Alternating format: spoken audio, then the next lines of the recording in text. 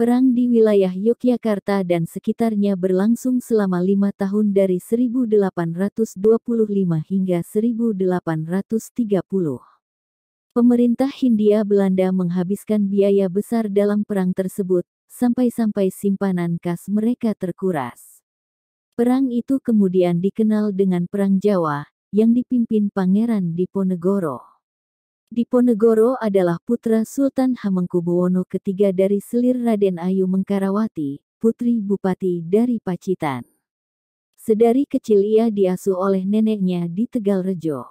Nama kecilnya Raden Mas Ontowiryo, yang lahir pada tanggal 11 November tahun 1785. Sebenarnya, saat Ontowiryo dewasa ia bakal diangkat menjadi raja oleh ayahandanya. Namun dengan bijak, Pangeran Diponegoro menolak karena menyadari bahwa ibunya bukan permaisuri. Diponegoro tetap menjadi pangeran dan menduduki jabatan Dewan Penasihat Keraton Yogyakarta. Pada tahun 1820 campur tangan pemerintah Hindia Belanda dalam persoalan kerajaan Yogyakarta menjadi-jadi. Peraturan tata tertib yang dibuat pemerintah Belanda sangat merendahkan raja-raja Jawa. Para bangsawan diadu domba sehingga dalam istana terdapat golongan yang pro dan yang anti Belanda. Kedua golongan itu saling mencurigai. Sementara itu, tanah-tanah kerajaan banyak yang diambil untuk perkebunan-perkebunan milik pengusaha Belanda. Diponegoro yang tidak menyukai turut campur Belanda dalam lingkup keraton, memilih meninggalkan istana lalu menetap di Tegalrejo. Hubungan semakin memanas antara Diponegoro dengan pemerintah Hindia Belanda saat pemerintah kolonial tersebut berencana membangun jalan untuk melancarkan sarana transportasi dan militer di Yogyakarta. Pembangunan itu bakal memakan banyak lahan, termasuk tanah milik keluarga besar Diponegoro di Tegalrejo, yang mencakup makam leluhur Diponegoro.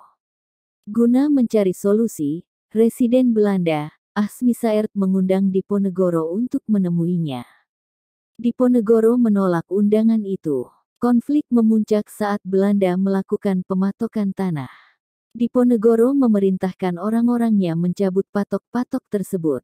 Tindakan Diponegoro membuat Belanda geram. Belanda bahkan menuduh Diponegoro menyiapkan pemberontakan. Pada tanggal 20 Juni tahun 1825, Belanda mengirim pasukan bermeriam ke Tegalrejo. Diponegoro terpaksa mengungsi karena ia belum mempersiapkan diri. Setelah meninggalkan kediamannya, Diponegoro segera menghimpun kekuatan. Ia mendapat banyak dukungan dari sejumlah bangsawan Yogyakarta dan Jawa Tengah yang kecewa dengan keraton maupun Belanda. Salah satu pendukung adalah bangsawan Sentot Prawirodirjo, yang merupakan seorang panglima tangguh di medan tempur. Untuk menghadapi tentara Belanda yang dikenal memiliki senjata-senjata modern, Diponegoro beserta pengikutnya menggunakan strategi gerilya, berpencar, berpindah tempat, lalu menyerang selagi musuh lengah.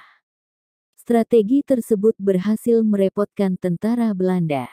Belanda semakin kesulitan karena Diponegoro mendapat dukungan rakyat. Awalnya pertempuran banyak terjadi di daerah barat Keraton Yogyakarta, yaitu Kulonprogo, Bagelen, dan perbatasan Purworejo Magelang.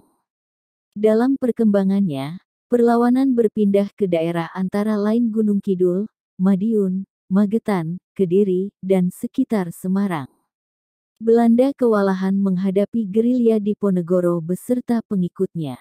Belanda akhirnya menerapkan strategi benteng stelsel, yaitu membangun benteng-benteng pertahanan di daerah yang ditinggalkan Diponegoro.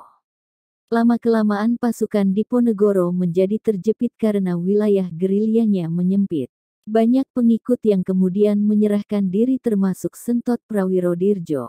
Kondisi tersebut membuat Diponegoro menerima tawaran berunding dari Jenderal de Kock yang dilaksanakan di Magelang pada tanggal 25 Maret tahun 1830. Dalam pertemuan itu, Diponegoro beserta sisa pasukannya disergap. Diponegoro kemudian dibuang ke Sulawesi sampai akhir hayatnya.